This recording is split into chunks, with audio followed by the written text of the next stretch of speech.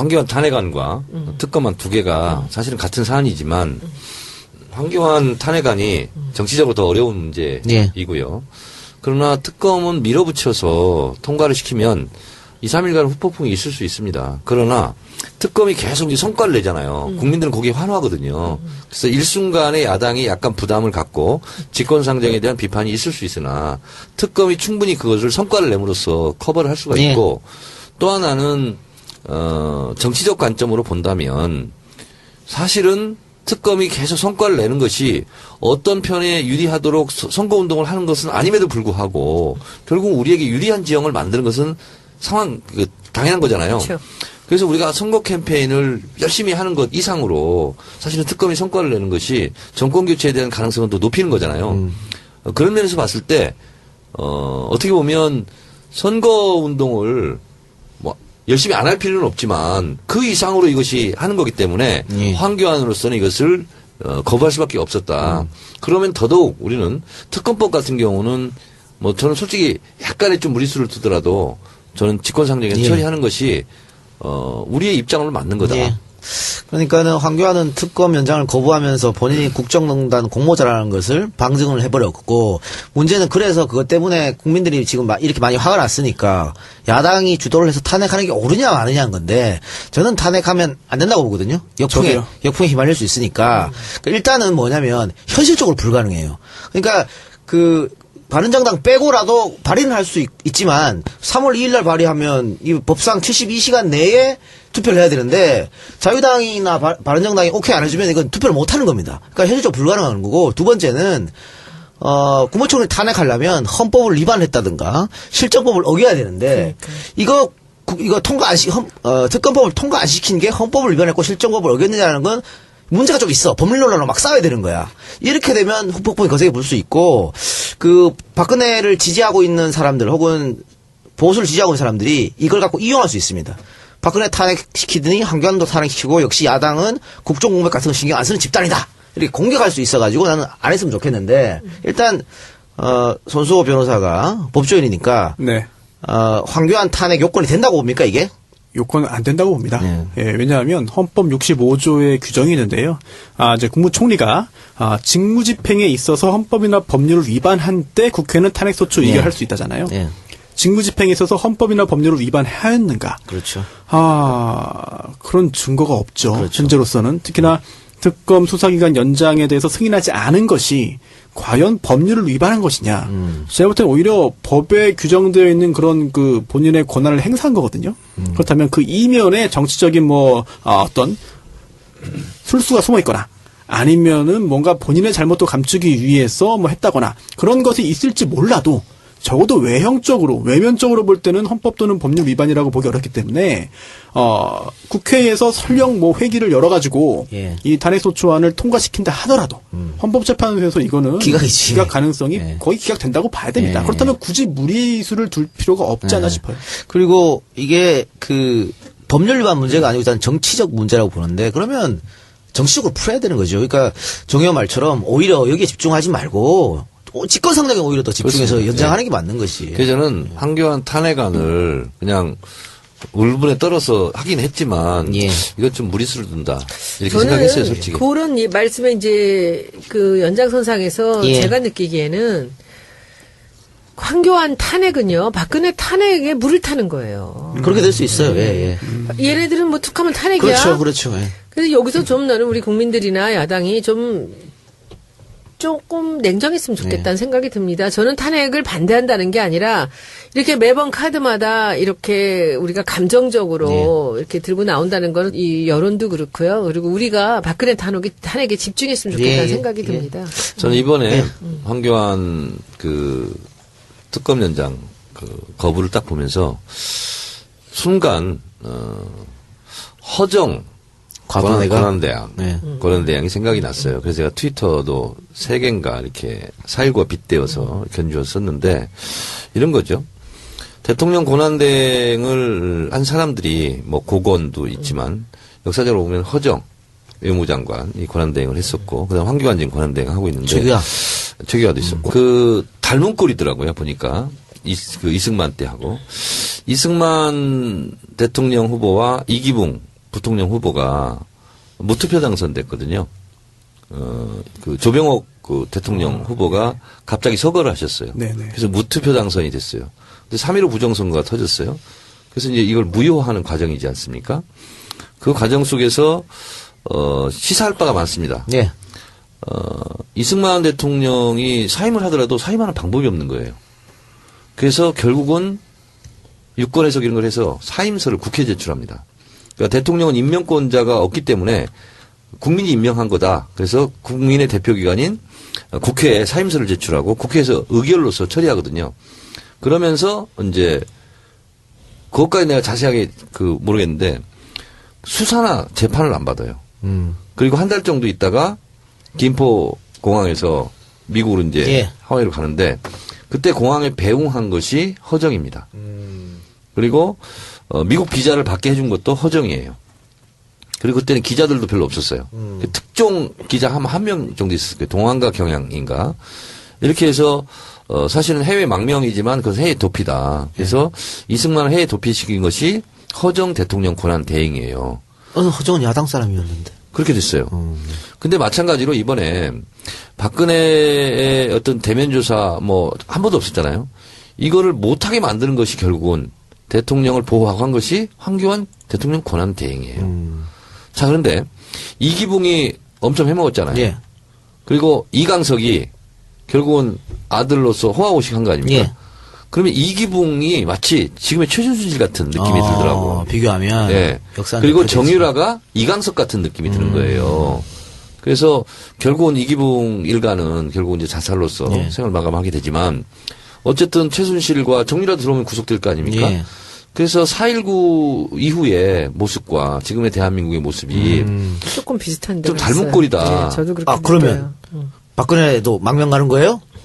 그래서 제가 판도라에서 얘기했는데 박근혜는 세 가지 길이 있어요. 지금 하나는 우선 당장은 특검 연장이 안 됐기 때문에 삼성동 본가로 돌아갈 겁니다. 인용시에. 그리고 거기서 장기동성 대세로 들어갈 것이다. 그리고 검찰이 소환 이런 거 응하지 않고 이러고 있는 방법이 하나 있고, 근데 서울구치소로 이제 가는 방법이 있고, 또 하나는 해외 도피 이렇게 있을 텐데 해외 도피는 저는 가능하지 않다고 봅니다. 지금 상황 속에서 이승만 시절과는 다르기 때문에. 그래서 특검 연장을 거부하는 순간 4.19 때가 생각이 나는 거예요. 그래서 제가 그거를 이렇게 트위터를 썼는데 많은 분들이 리트윗해서 보셨더라고요. 박 대통령이 지금 출국 금지는 안 걸린 거죠? 아직입니다. 예, 아직이고요. 근데 만약에 좀 의문이 드는 게 사실 굉장히 궁금해요. 탄핵이 인용된다, 예. 파면된다 했을 예. 때 대통령이 청와대에서 안 나오면 어떡합니까? 안 나면 끌어내야지, 그거는 뭐. 끌어낼 수 있나요? 끌어낼 수 있지. 대통령도 아닌데, 이제. 물론 그렇긴 한데 헌재 결정에 불복을 하면서 지지자들이 청와대를 둘러싸고. 공권력이 있는데, 그건 말이 안 네, 됩니다. 안 될까요? 날 보내주세요. 내가 머리 잡고 내려올게. 거의 무서워요. 무섭습니까? 예. 자, 그런데 이제 나가겠습니다. 대통령이 파면되면 예. 전직 대통령에 대한 예우에 관한 법률에 의해서 실제로 원래 대통령 예우는 그 법률 보시면 4조 2항에 대통령 재직 시에 받았던 월급 95%를 받아요. 그리고 대통령이 이제 돌아가셨다, 썩었다 했다 그러면 유가족이 70% 받거든요. 그리고 비서관 3명, 운전기사 1명, 경호 이렇게 받는데 최소한의 경호 인력밖에 없는 거예요. 예, 경호 경비만 가능하죠. 그렇습니다. 그러니까 삼성동 본가로 가게 되면 이제 아무도 없는 거예요. 예. 그러면 박근혜 대통령은 누구의 도움이 없으면 뭘 아무것도 못하는 사람인데 이제 비서관도 없어. 운전기사도 없고. 그래요. 알겠습니다. 자, 다음 얘기는 광고 듣고 와서 계속하겠습니다. 발냄새가 심해서 고민이세요?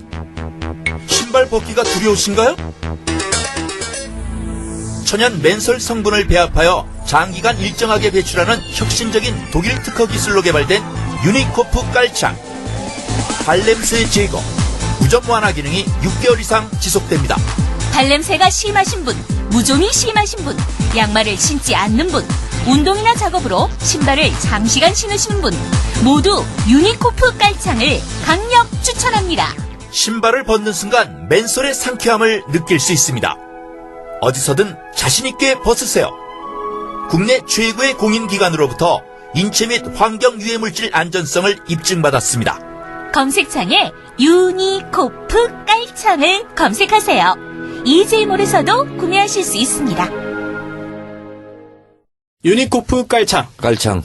유니코프 깔창 광고입니다. 깔창. 신발 벗기가 걱정되는 발냄새 때문에 고민이신 분들이 있죠. 유니코프 깔창을 사용하면 신발을 벗는 순간 맨솔의 상쾌함을 느낄 수 있습니다. 발냄새 제거, 무좀 완화 기능이 무려 6개월 이상 지속됩니다. 검색창에 유니코프 깔창을 검색하세요. EJ몰에서도 구매하실 수 있습니다. 예, 깔창. 깔창. 예, 깔창 깝시다. 냄새 나신 분들. 지금 즉흥적으로 한 거야. 예. 자, 특검, 얘기를 좀 했고, 또 한교안 얘기도 했는데, 어쨌든 이번 특검은 역사상 가장 훌륭한 특검이 아니었나 싶습니다. 지금까지 특검에서 송관 적이 별로 없었잖아요. 그래서 특검 무용론이 매번 나왔었는데, 이번 특검, 그러니까 총 11번 있었죠? 네. 이번까지 12번입니까? 12번째죠. 예. 12번 중에 뭔가 좀 성과를 낸 특검이 아닌가 싶고, 그래서 사실은 그 특검 사무실에 막 그 시민들이 보내준 꽃도 하나도 막 넘쳐나고요. 뭐 보약도 막 오고 이랬다고 하는데, 특히 오늘 마지막으로 브리핑을 한 이규철 특검보. 야, 엄청 좋아하더라고 사람들이. 팬카페도 생겼어. 스타. 네. 스타 등급. 또 오늘 또 눈시울을 또 네. 불켰다 그러더라고요. 제가 하면서. 특검에 대해서 네. 특검에게 불같은 박수를 보냅니다. 예. 하고 특검의 업적 연합뉴스 그 그래픽까지 해서 올렸는데요. 제가 지금 트위터를 올리면 평균 600~700입니다. 리트윗이.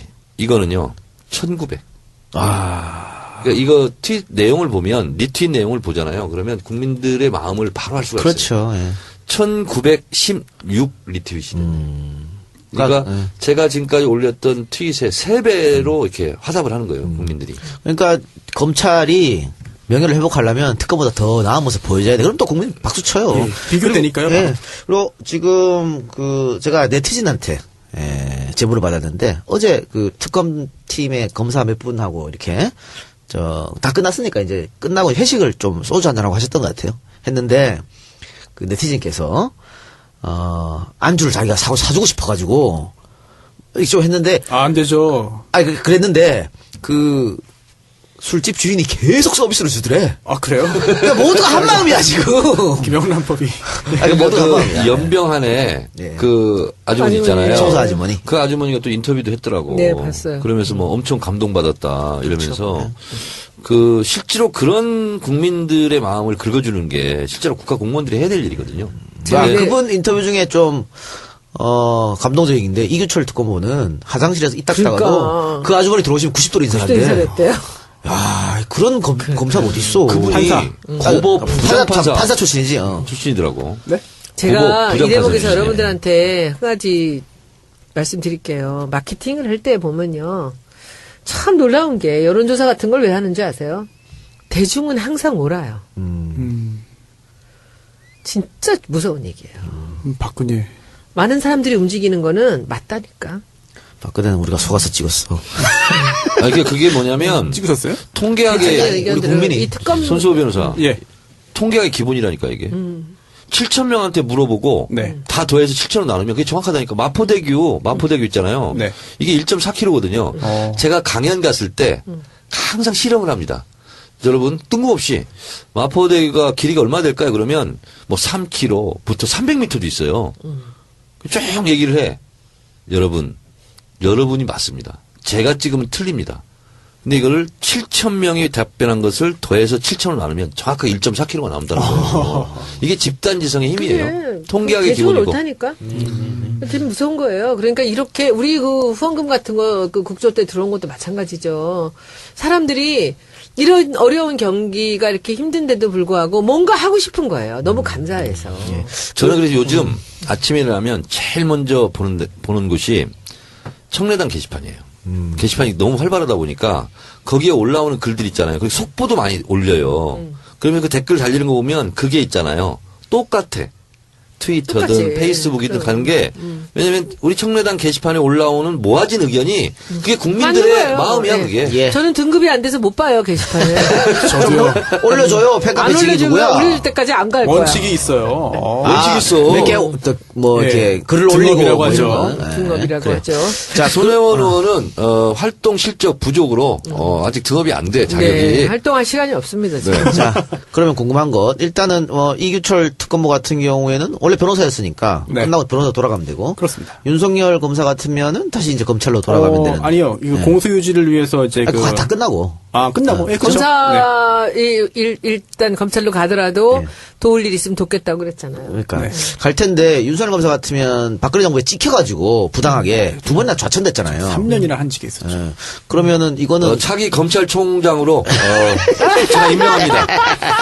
예, 근데 정치는 의심이 하나도 없어요. 예. 하여튼 저로서는 임명합니다. 네, 하여튼 좀 바로 잡아주고 싶다는 느낌이 네. 들어서. 그리고 또 하나, 계속 이제 공소유지 얘기했는데, 특검이 끝났잖아요. 근데 기소는 하고 공소유지가 필요한데, 네. 그러면은 이 사람들한테 또 돈을 줘야 될 거 아니야. 네. 그건 어떻게, 국가에서 나오나요? 이게 끝나버렸는데? 특검이 안 끝났어요. 아, 그래요? 예, 지금 이게 약간의 오해가 있는데요. 예. 특검의 수사기간이 끝난 것이지, 특검법도 지금 살아있어요. 그렇게 얘기하죠. 예, 왜냐하면 이제 특검법 부칙 2조의 유효기간이 있는데요. 예. 이 특검법은 특별검사가 퇴직하는 날까지 효력을 가진다. 근데 그 특별검사가 모든 퇴직의 경우가 아니라 14조 4항에 따라서 퇴직하는 경우인데요.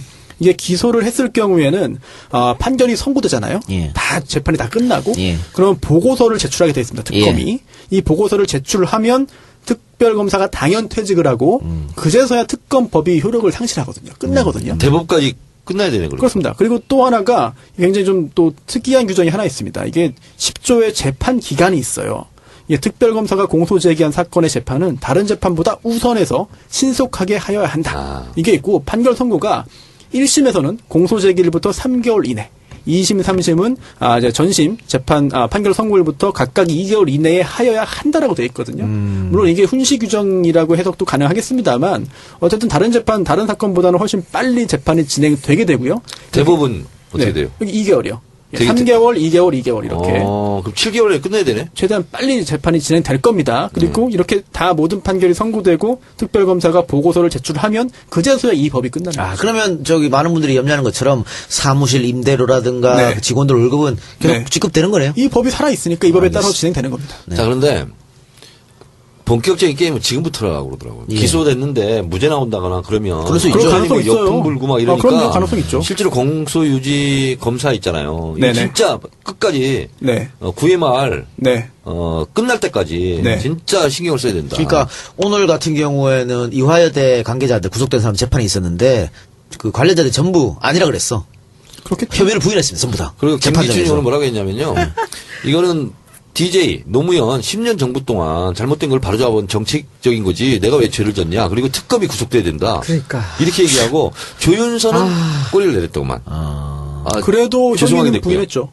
다 혐의는 혐의는 부인했습니다. 자기는 그렇죠. 이제 뭐 미안하지만. 중요하게 뭐 관여하지 않았다 이제 이런 거지. 예. 그 특검이 법정에 서야 된다 그랬잖아. 그- 참 기가 막히더만. 그렇게 하면은 이 재판장이 또 화나서 괘씸죄 적용하시지 않나? 끝까지 범행을 부인하고 명백한 증거가 있음에도 이거를 뭐 결국 인정하지 않는다고 한다면 이거는 개전의 정이 없다. 그죠? 반성하지 않는다라고 해서 형량이 더 가중될 수 있는 것이고요. 특히나 이제 그 특검법 6조에 이런 것도 있어요. 특별검사의 직무 범위는 다음과 같다 해서 이제 제2조에 규정된 14가지 플러스 알파 사건에 관한 수사, 예. 공소제기 여부의 결정, 그리고 예. 공소유지거든요. 예. 그래서 특검의 수사는 끝났지만 수사기간은 끝났지만 예. 특검이 공소유지를 하기 위해서 최선을 다해서 열심히 일을 할 것이고요. 예. 특히나 윤석열 팀장이 남았거든요. 지금 윤석열 팀장이 남을 겁니다. 아마 전체적인 사건에 대해서 팀장으로 총괄했기 때문에 공소 유지에 있어서도 아마 책임을 지고 끝까지 열심히 할 것이고요.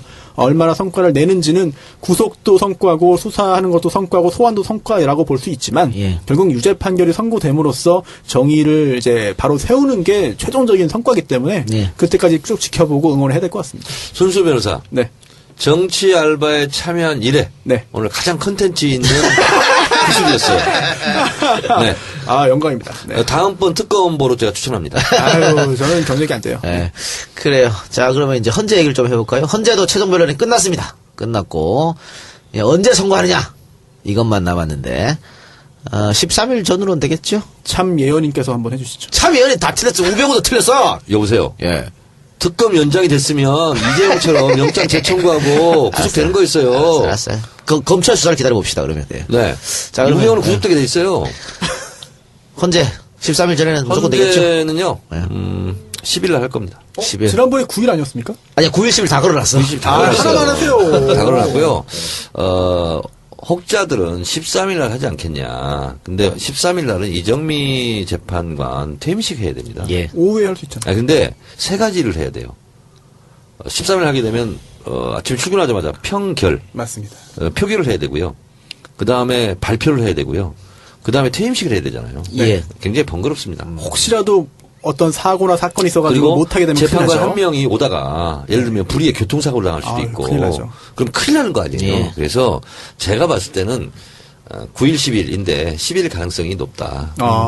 아니 그 각 방송사에서 탄핵 이제 그 선고가 임박하니까 9일, 10일, 13일에 그날 미리 잡아달라고 방송 출연을 섭외가 많이 왔어요. 저한테도 왔어요. 네. 저한테도 왔어요. 그래요? 판도라요? 아니 뭐 방송에서 그 출연해가지고 네네. 뭐 해설하고 하는 거 있잖아요. 아, 네네. 그래서 제가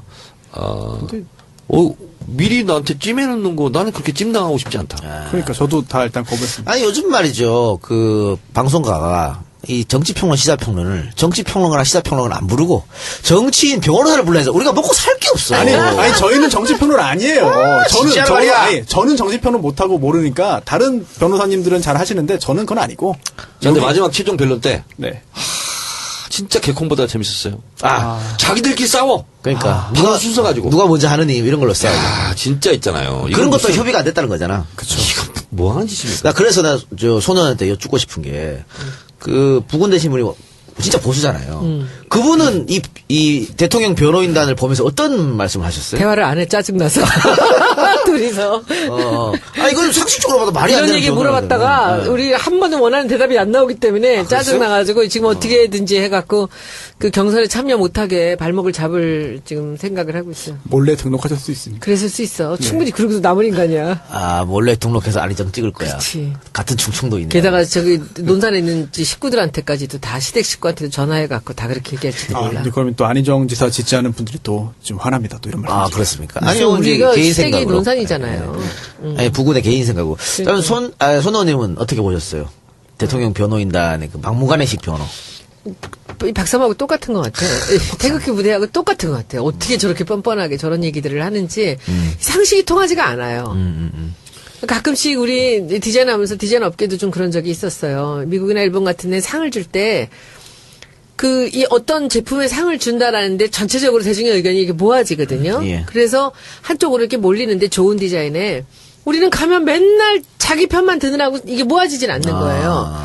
근데 이게 똑같은 거야. 어떻게 같은 나라에서 두 당이 이렇게 갈려 있는 거는 이해가 돼. 그것도 좀 이해 안 되는 게 부분적으로 말할 때마다 이렇게 의견들 얘기하거나 부딪힐 때마다 좀 서글픈데 이번에는 정말 오늘 김기춘 얘기하는 거나 그 양쪽의 변호인단들이 얘기하는 게 이거는 코미디도 세상에 사람들은 국민들은 어떻게 볼까? 그러니까 상식을 완전 저버리고 법조인이 법리로 다퉈야 되는데 말도 안 돼. 자 법조인으로서 어떻게 봤어요? 선배들이잖아. 법조 선배들이잖아. 난 법이 나쁜 것 같아. 죄송합니다. 상식 아래에 있는 것 같아. 사죄드리고요. 특히나 모 전 대한변협 회장을 지냈던 김평우 변호사님께서는 뭐라고 하면 안 되죠. 김평우 김평우 변호사님께서는 특히나 이제 본인을 이제 형명가로 불러달라라는 말까지 했습니다. 글쎄요. 이게 법조인과 혁명가가 과연 동시에 성립할 수 되지 못한 있는지 얘기들이 막 모르겠습니다만, 나오는 거지. 이제 뭐 장외에서 하는 이야기에 대해서는 뭐 개인의 소신이니까 뭐라고 뭐 할 수는 없겠습니다만, 이제 신성한 헌법재판소의 그런 그 재판정에서 그런 이야기를 했다는 점에 대해서는 법조계 내에서도 여러 가지 비판이 있고요. 특히나 막말을 통해서 이정미 권한대행이 뒷목을 잡게 만들거나 이런 것을 통해서 참 후배들이 헌법재판을 다시 할 때 과연 저런 변론을 그대로 따라한다면 어떻게 되겠느냐. 후배들에게 나와 똑같이 하라. 내가 정답이다. 내가 모범이다. 라는 말을 자신 있게 할 수 있을지 그걸 좀 물어보고 싶습니다. 그러니까 재판관을 모독하고 주머니에 손 넣고 이건 사실 다 감치시켜버려야 되는 거 아니야? 충분히 그렇게 할 수 있죠. 것이죠. 재판장이. 할 수 법정 있는데 안한 모독죄라는 게 것이죠. 참 무섭잖아요. 근데 이 사람들이 그냥 일부러 그렇게 그걸 바랬을 수도 있어. 사실. 그래서 실제로 그 최종 변론 때 이제 그 대통령 측 대리인단이 또 이상한 이야기를 막 하니까 권선동 소추위원이 이제 다른 소추위원 측의 변호사들이 반박을 하려고 했어요. 그러자 권선동 의원이 이제 조용히 해라고 하면서 동작하면서 대응하지 말아라 라고 했는데 그런 거를 미리 다 준비를 했을 것 같습니다. 국회의원 소추위원 측에서도. 그러면은 대한변협에서 김평호 변호사 징계 이야기도 했었는데 그거 어떻게 되나요? 그거는 약간, 예. 뭐랄까, 지금 대한변협이 좀 시끌시끌합니다. 예. 그래서 그 정기총회가 월요일에 있었는데요. 거기서 그 신임 이제 집행부가 승인받지 못하면서 표류하고 있는데, 예. 이게 지금 신임 대한변협 회장이 김현 변호사예요. 예. 근데 과거에 김평우 변호사가 변협 회장할 때, 김현 당시 변호사에 대해서 징계를 하자고 그랬어요. 그러다 보니까 이번에 또 반대로 대한변협 회장이 되자마자 김평호 전 회장을 징계하겠다라고 하는 것이기 때문에 어찌 보면은 법정 내에서의 이런 소란이나 이런 것보다 두 분 사이의 개인적인 앙금이 굉장히 있는 것 같습니다. 재밌네. 잘 알려지 않았죠. 네, 근데 사실은 그 대한변협 회장 선거에 박영수 특검도 지난번이죠. 그쵸? 예, 해서 예. 떨어졌죠. 예, 2등으로 떨어졌죠. 이제는 들어가면 될 것 같아요. 이제는 그렇게 그거 하실 급이 아니죠. 예.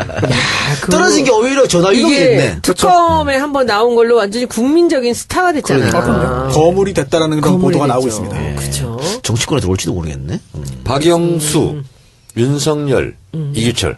네, 스타 3인방. 예, 우리 그 스타상. 헌재 그 양반은 그냥 판사만 하실 것 같아. 누구요? 그 강일원? 예. 강일원 재판관? 강일원? 나의 신문을 받았던. 그리고 정부회장에서. 예. 그 헌법재판소 국회 측에서 최종 변론할 때 네. 권성동 의원이 울었어요? 울었더라고요. 왜 그랬대? 망감이 교차했겠지. 뭐 정청래 이동영 깡가 보지. 아니 자기는 박근혜 대통령 만들기에 최선을 다한 사람이 왜 이제 와서 그게 정부를 짜? 가슴 그렇게 아파서 최선을 다한 건 그런 거지. 아니야. 그래, MB계야. MB계인데 그래도 어쨌든 근데 나는 이 대목에서 오늘 이제 이동영 작가한테 칭찬을 좀 하고 싶어요. 왜요 또 예. 손수호 변호사 너무 잘 때려왔어. 그래요? 없었어. 어떡할 뻔했어. 아니, 저 없어도 다 잘하시는 아, 이 법적인 거 어떡할 뻔했어, 이거. 법리는 어쨌든 풍성해졌어. 예. 정청래 의원이 계시니까 뭐 걱정 없습니다. 그냥 가만히 있어, 칭찬할 때는.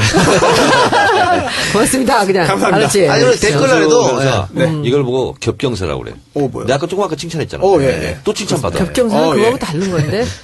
아, 그래? 하여튼. 하여튼 너무 뭐, 좋아요. 예. 이런 얘기들을 들을 수 있으니까. 우리 너무 좋습니다. 댓글란에도 손수 변호사 와서 좀 풍성해졌다고 말이 많이 있고 또 하필 아유. 이제 탄핵 전국이고 막 이렇게 헌법 내가 봤을 재판소하고 때 이래서 이 작가 나가고 손수가 그 자리에 앉아라 이렇게 나오면 어떡하지? 그거는 그거 아니고. 여보세요. 정청래 나가고 그 자리에 앉아라. 손혜원 나가고 그 자리에 앉아라 몰라도 이 작가 나가고는 말이 안 되지. 그죠? 이건 내가 만드는 거예요. 누가 나가래 누가. 그래요. 우리 근데 저 청래당 당원들께서 많이들 오늘도 참관하고 계신데 지들끼리 얘기하고 듣질 않네. 다 지들끼리 얘기하고 신이 났어 지금. 다 지금 다 청래당이야. 그러니까 예. 하여튼 다 청래당이에요? 네. 진짜? 다야? 오늘 이쪽 참여해주신 아니잖아. 여러분. 이쪽은 저 때문에 오셨죠? 그쵸? 예, 그렇네요. 감사합니다.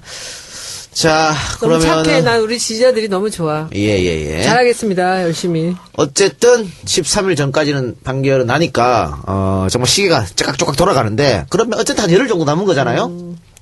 기각이냐 인용이냐 열흘 정도 남았는데 이 사이에 대통령이 스스로 물러나겠다라는 카드는 어때요? 자, 그래서 그것도 제가 연구했습니다. 예. 이 분야의 초전문가가 저죠. 아이씨. 왜요? 자, 국회법에 규정이 있는 것이 뭐냐면 탄핵 소추가 발의되잖아요. 예. 그러면 임명권자는 사직서를 수리할 수 없게 돼 있어요. 국회법 134조인가 5조인가. 손수면 빨리 찾아보세요. 그렇게 돼 있고요. 근데 임명권자가 그럼 사직서를 낼 수 있잖아요. 근데 탄핵 소추 심판 중에는 수리하면 안 된다 이런 규정이 있어요. 그래서 임명권자가 국민인가? 자, 그런데 없죠. 그런 게 규정이 돼 있어요. 근데 지방 의원이나 국회의원은 국회 본회의에서 의결을 합니다. 예. 사직서 수리가. 근데 대통령은 규정이 없습니다. 그래서 이것을 적극적으로 유권 해석을 한 변호사가 있었으니 그분이 이재화 변호사예요. 네. 네, 그래서 이재화 변호사 칼럼을 제가 쭉 다 읽었는데 대통령은 임명권자가 없는데 국민으로 봐야 된다. 근데 국민의 대표기관인 국회다. 그래서 사직서는 이승만도 국회에 냈잖아요. 사임서를. 그래서 박근혜 대통령은 사임서를 국회에 내야 된다. 이런 거죠. 한인섭 교수가 얘기했듯이 오늘 사퇴합니다. 탄핵을 안 해. 끝내버렸어. 헌법재판소에. 만약에 그럴 일도 없지만. 근데 내일 생각을 하니까 사퇴를 처리합니다. 번복할 방법이 없다는 거예요.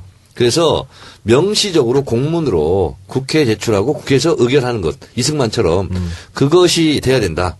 그런데 그렇다 할지라도 국회가 의결하면 안 된다. 왜냐하면 다른 공무원의 탄핵 경우에도 탄핵 소추가 진행 중일 때는 수리를 해서는 안 된다. 이런 조항 때문에. 따라서 국회 사임서를 제출하는 건 맞지만 국회에서 이것을 의결하면 안 된다. 그래서 헌재에서 판결로서 끝내야 된다. 그런 법리를 막 연구해갖고 박근혜가 막 행동을 안 할 것 같은데. 그렇죠. 자, 그 손석희 변호사 어떻게 네. 생각해요? 하야 하겠습니까? 안 할 것 같은데요.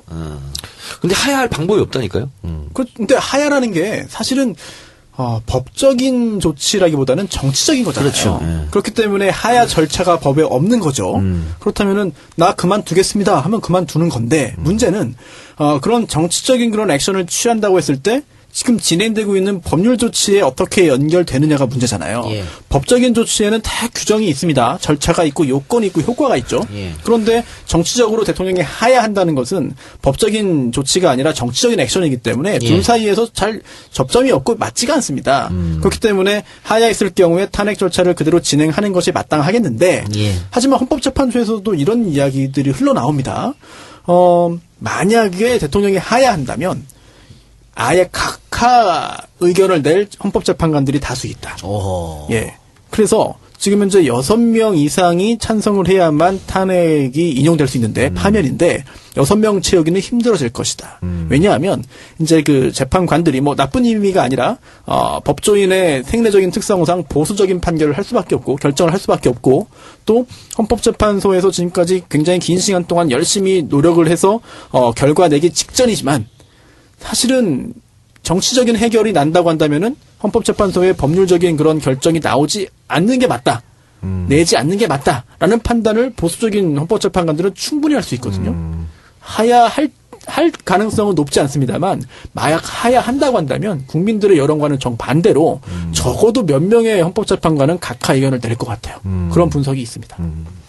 그래요. 근데 뭐 선배 말처럼 그렇게 하기엔 좀 어려울 것 같고. 어쨌든 우리는 좀 결과를 기다려봐야 되는데. 손변 나의 예리한 분석에 대해서는 어떻게 생각하세요? 어떤 거요? 조금 아까 얘기했잖아. 이재화 변호사님 거 아닙니까? 네. 이재화 변호사. 자기 것처럼 얘기해. 이재화 변호사를 괜히 얘기했네. 인용을 하지 말고 그냥 주석 달지 말고 내가 얘기할 걸. 자, 그럼 여기서 또 한 번 우리 예측 대결 한번 합시다. 8명인데 결과가 몇 대 몇으로 날지. 인용이 몇이냐? 그렇지, 인용이지.